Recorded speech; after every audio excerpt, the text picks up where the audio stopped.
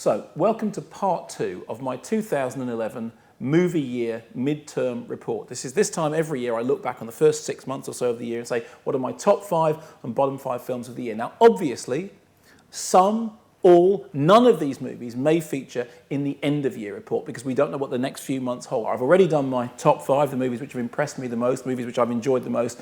Now it's time for the bottom 5, the movies which for the first half of 2011 have really made me lose the will to live. And at number 5, Zack Snyder's Sucker Punch. I know it was on the front cover of all those magazines. I know that loads and loads of people believe that actually this time Zack Snyder may have pulled it out of the bag and made up for the crimes of Watchmen and actually made a decent output. No, in fact what we get with Sucker Punch is a bunch of dress-up fetish costumery posing as a proper serious movie that every now and then remembers that it's meant to be more than a music video, but for the most part looks like a collection of music videos stuck together. It is utter balderdash and it is unfilmed de Zack Snyder.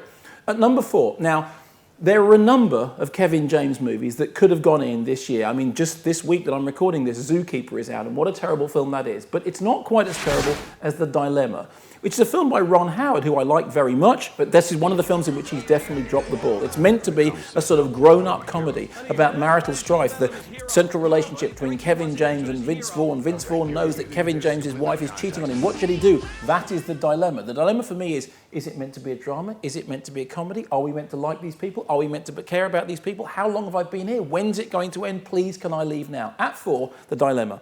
At number 3, The Hangover Part 2, or as I like to call it, The Hangover Same Again. It is essentially the first film, but longer, louder, stupider, more crass and offensive. If there's something really, really depressing about this year, it is the success of The Hangover Part 2. Okay, The Hangover Part 1 I didn't like at all, but you know what? Once, maybe people just messed up, but to do it twice, to go back and see the same film done again and still pay that much money for it, completely beggars belief. It is a horrible, stupid, nasty, really genuinely obnoxious piece of work, and it's in at number 3. But it's not as offensive as Transformers Dark of the Moon. Straight in at number 2, Michael Bay returns to form with the first 3D Transformers movie. When I reviewed the first Transformers movie, I was sorely underwhelmed. The second Transformers movie had me banging my head against a concrete wall. And for the third one, as you may know, I attempted to bang my head against a camera in 3D. It's one of those films that says to you, let's take a kid's toy and turn it into puerile pop pornography. I do not understand why Michael Bay is as successful as he is, but the fact that movie has taken so much money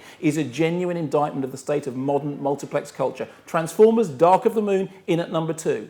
So what can be number 1? Well, I've slightly bent my own rules here. Generally, I don't allow myself to include films that I saw last year in this year's top 5. But the fact of the matter is that I had to see this film again this year. And I disliked it so much that I've allowed myself to break my own rules and say that at number 1, despite the fact that I first saw it in Cannes last year, but I saw it again this year, Film Socialisme, Jean-Luc Godard's worst film to date. A terrible, awful, arty, indulgent headache of a movie that somehow has critics running around going, ooh, it's so clever, it must mean something. I have no idea what it means because he hasn't subtitled it in English. No, he has used gnomic subtitles. 1 word in 5 is subtitled, so we all sat there in the Cannes Film Festival wondering what on earth is going on. Second time I saw it, it was even worse.